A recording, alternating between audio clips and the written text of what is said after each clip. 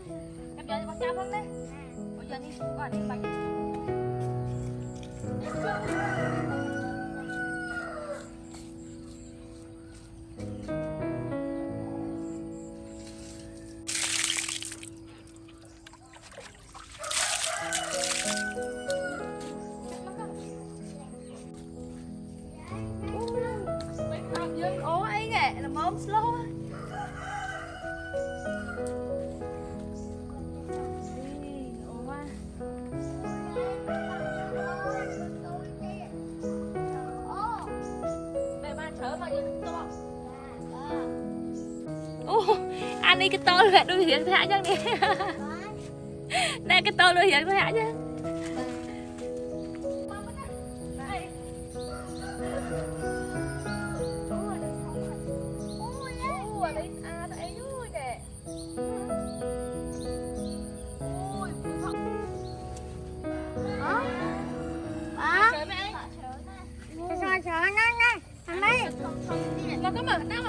Ê mẹ bán trốn á, cái muối này. Bà. Mai này đây, bà nè, chớ nó nè. Nó mẹ. Bà hồi chưa mà chai ra, bà chọn đi đấy. Chai nó của anh cha thuộc thôi.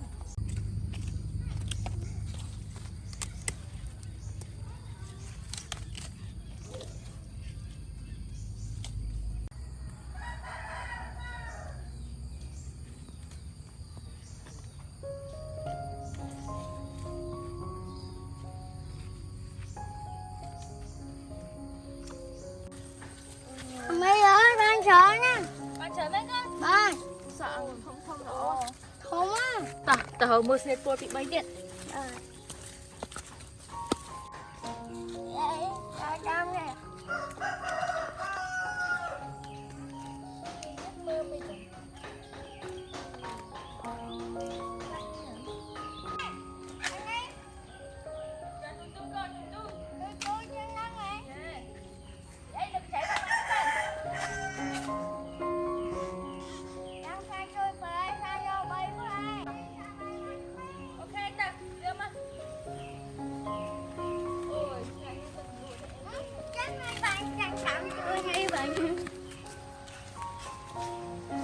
Mấy lương luôn bác.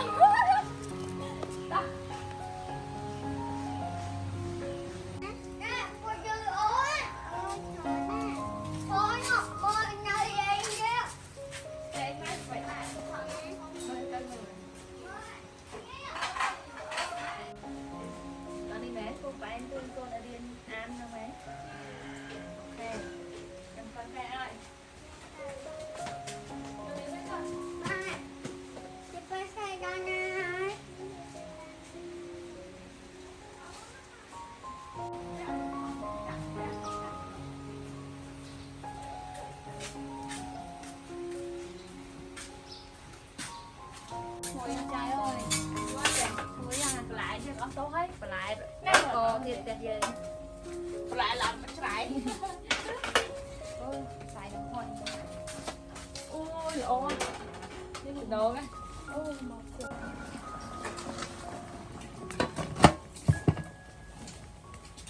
má ơi, mày sao lại mới thế này, lại ó nè, ôi, đừng đồ cái.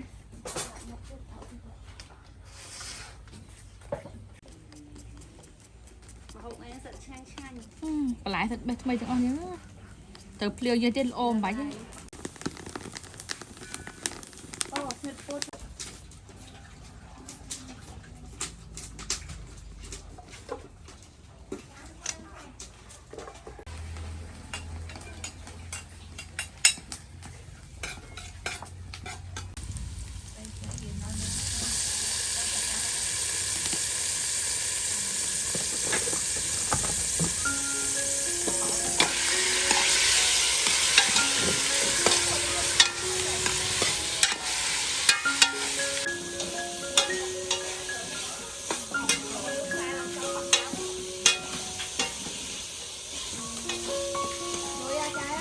Rồi vậy. Ui. Clip bài rồi, mình thật lắm.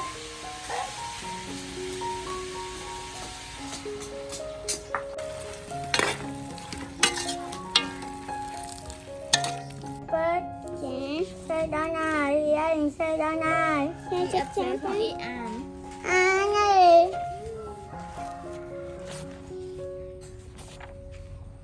Sẽ đã này.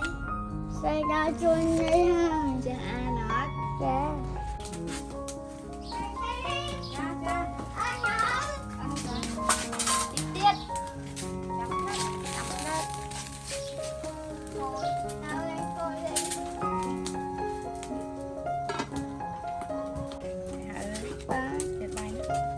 Trai không bôi môi mà nè.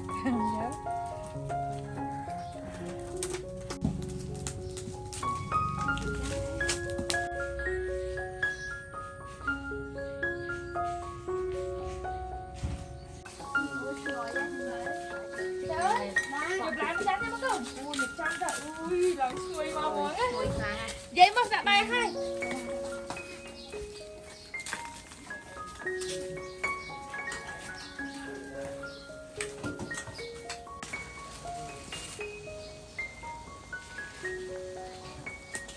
Nó sẽ mà mặn đun salad à? Bán ra. Nhằm học. Học vậy. Em lại mang chờ ăn thọt tí. Chụp bạch mẹ. Ôi chụp bạch cô. Trả lời. Chụp bạch cô mà. Nhằm ai sáng chụp bạch. Đang nhằm ai tăng khủ. Hạ cho miếng bà cho miếng. Ta ăn cho miếng mẹ. Không lắm không. Được lại không chia lại không này xin tiền không. Rồi. Mà coi dịch một tên đèn tràn của nó ra. Ồ, được chị ăn cho nhắm có chanh hết nhỉ?